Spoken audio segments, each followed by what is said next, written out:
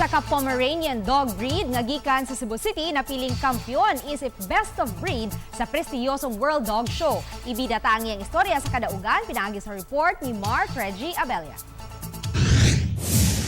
Cute, fluffy ug matinahuron kini si Lucky usa ka 2 anyos nga Pomeranian dog nga midaog sa titulo nga Best of Breed atol sa World Dog Show Grand Prix sa Geneva, Switzerland. Siya lang naman ang labing unang Philippine-born dog nga nakaangkon sa maong titulo. Nabuntog niya ang 94 ka mga ero nga Pomeranian nga gikan pa sa lain-laing mga nasud. Saysay siyang proud fur mom nga si Jacqueline Buendia, gingan lang nila kini og Lucky sa rason nga naborn ni siya nga without a heartbeat. Nigawas dyan ni siya nga without a heartbeat, and then luckily gi-resuscitate ni siya sa kanang veterinarian nato. Okay. And then we name him Lucky. Dugang niya nga giisip nila si Lucky nga usa ka lucky charm human naghatag kini og garbo nilang magtiayon.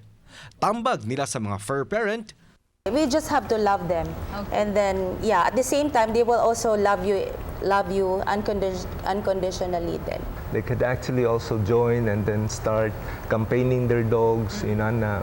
Later on, that probably they will reach a certain point that they can actually also join internationally.